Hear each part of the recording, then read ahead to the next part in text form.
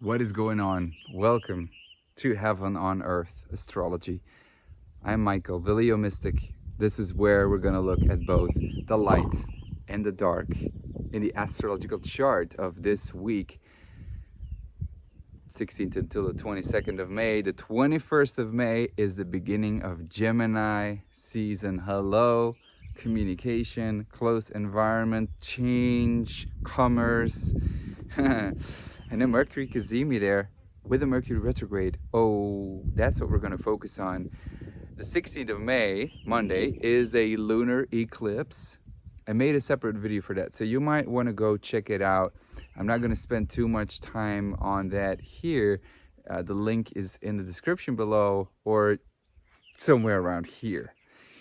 And the 2nd till the 8th of July, I'm hosting the Heaven on Earth retreat right here. 7 days, intense, connecting with the land, connecting with Mother Nature, with the mountains here. They're very powerful. They speak to you as much as the eagles and all the beautiful animals that are right here. And we're going to be exploring what it means for you, heaven on earth. What is nature inside yourself? You know, there's so much noise going on outside, and we are disconnected. We're disconnected from what it means to live in harmony with nature. And that's exactly what we're going to focus on. We're going to connect with the stars. We're going to connect with Mother Earth. There will be a permaculture farmer that will explain us everything about the land and about how to, sustain your food, because sustainability, that's something that I've been talking about with Uranus and Taurus, and now the North Node there. Something that you might want to be very careful of and want to know how to do. And there will also be, obviously, astrology, where we're going to connect with the rhythms of the stars and the rhythms of the stars within us, and how that connects us, and what we can do to, be in harmony with both the cycle of here, Earth, and the planets. We're going to do a fire ritual, sacred cacao ceremony, vision quest. I mean, it's really going to be an amazing experience with 12 like-minded souls. The link is in the description below. I'm happy to see you there. So, Gemini season, the 21st of May. Well, first, the lunar eclipse in Scorpio, since that day, the energy is going to shift not too much until the 21st of May. So what do we have? We have Venus Chiron energy with Sun in Taurus there that whole week until Saturday. So that is felt. There is a self-worth, an image of ourself as something where we're not able to, continue, not able to act, because Mars is in Pisces on Neptune. There is something that we are starting, that we're not sure of, that we are not seeing the proof of, that we just have to trust and surrender to. Mars, Pisces, the spiritual warrior, the maybe sometimes chasing illusions, chasing something that we have blind faith for, and then have to be disillusioned about. Like, fuck, I didn't think it was going to go that way, but okay, I guess that's what Source wants me to do right now, and we have to readjust. And that energy on Saturday, the 21st of May, and at 3:23 a.m. in the morning, Sun shifts in Gemini, click, Mercury retrograde Kazemi, bam. 18 hours later, it's exact, but it's for the whole Gemini season, birth chart, if you will, that we're going to have the Mercury retrograde energy installed, which is the miscommunication, the changing of ideas, changing of thoughts, that a loss of communication, and maybe traveling where we miss our exit, or where we just find out that, whoops, this doesn't exist anymore, stuff like that. It's the energies in it, but it's a Mercury Kazemi at 0 degrees.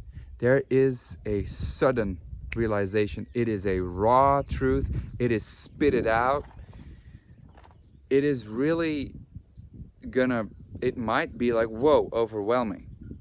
A truth that might be overwhelming, and a realization that might be, whoa, in our face, pure, raw, because we're just exploring sextile Jupiter Aries.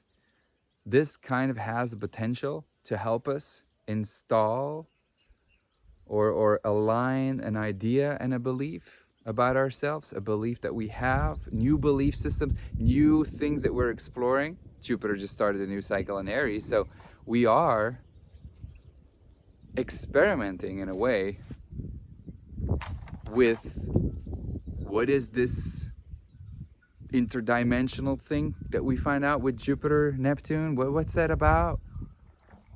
What is that, you know, Facebook meta thing? What is, I don't know what it is, man, but there's so many new ideas and new belief systems and new ways of thinking. And with the sextile over to Sun in Gemini, there's an idea, there's a realization, there's a something that we know that we can use for our growth, for our expansion, for our creativity. So it kind of, you know, there's Sun sextile Jupiter Aries, you know, this is kind of like in with Gemini energy, boasting, and it's like, I got the idea, and it's speaking out. It is confrontational. It is kind of discussion-ish kind of energy. So it is kind of heated, especially with Mars, Neptune, Pisces. I mean, it's just like chasing that illusion, maybe.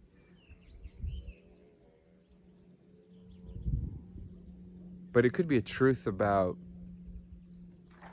a realization of what needs to be thought about, what needs to be believed in order to continue. But it's a semi-square over to Chiron as well in Aries. So there's a wound, there's a pain that we have to be confronted with. The inability to take action. That Martian, Neptune, Piscean energy is just not going to help with that. Like, I can't do this. I can't do this. But the thing is, you can. Sextile Jupiter Aries, hello. So it's kind of like that paradox, and that's what Gemini too is. Mercury travels both behind the sun and in between Earth and Sun, in the dark and in the light.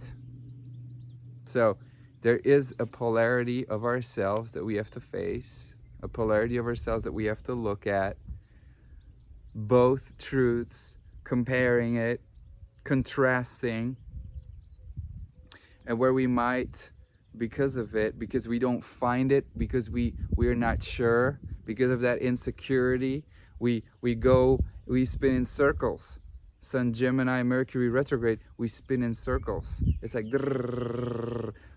especially the birth chart is the 4th house.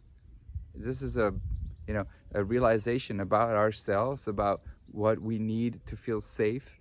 There's a lot going on in the home. We might even, seek for a new home.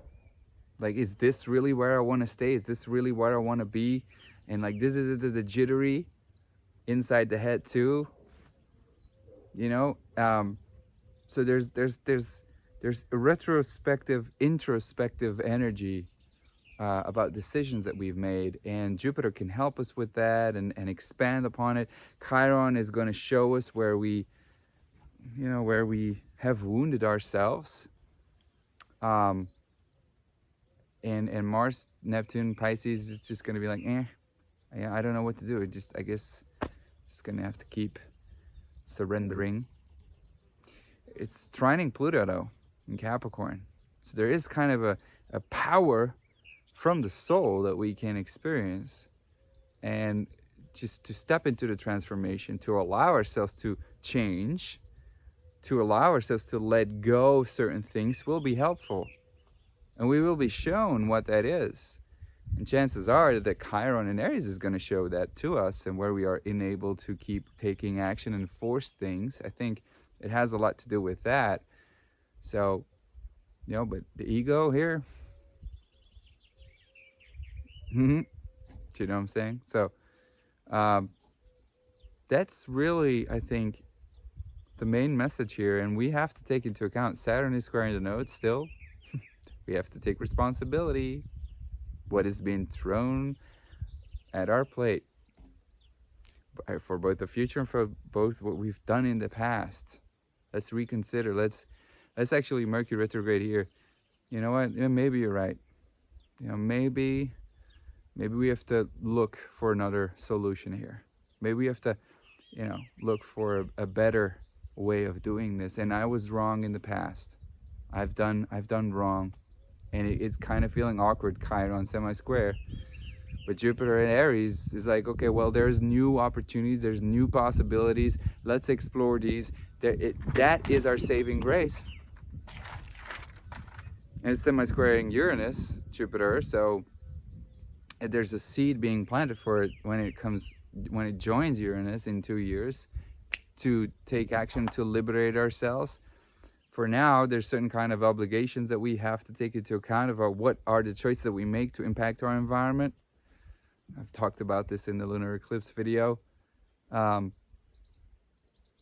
know, and I think with Uranus approaching the North Node, or vice versa, whatever you want to, you know, how you want to look at it, because it's going to go retrograde very soon. Yeah, the unpredictability is just not going to go away. We are being taken out of our environment, out of Taurus, our clothes, out of our bodies, out of our values that are changing. You know, that safe space is, that comfortableness is not there. We gotta be comfortable with the uncomfortable. That's what we're being taught, really. I mean, Mars, Neptune, Chiron semi-square, Uranus, North Node, Taurus. That's, you know, Sun, Trine, Pluto, even though it is easy for us to like use that transformation energy, man, it's not, you know, it's not comfortable, but it is necessary. And I think if we would not have this, we would not be able to create new. You know, the bamboo, I know this is quite cheesy, but like the bamboo that takes 5 years in the ground to grow, and you're like, you lost it. Like, yeah, it's never gonna grow. But then all of a sudden, after 5 years, every day 30 centimeters, I don't know, I don't remember, but it's very fast. Maybe every week 30 centimeters. It goes crazy. So then it's like, whoa, fuck, I didn't expect this, and it grows so fast, you know. So I think patience here, even though Jupiter Aries, Venus Aries, Chiron Aries, patience is not the thing that we are, you know, experiencing within our bodies. We're feeling a pull and a push to act, but there's none of this energy that is going to support us in acting blindly, acting just blah, and just being chaotic all over the place. It's not going to be supportive, man. It's not going to, you're not going to make it easier on yourself. This is reflective. This is surrender. This is, okay, you know what? I'm learning the lesson. I'm learning to go with change, and change is where the new is created, and that's actually fucking beautiful. It's going to be a blessing.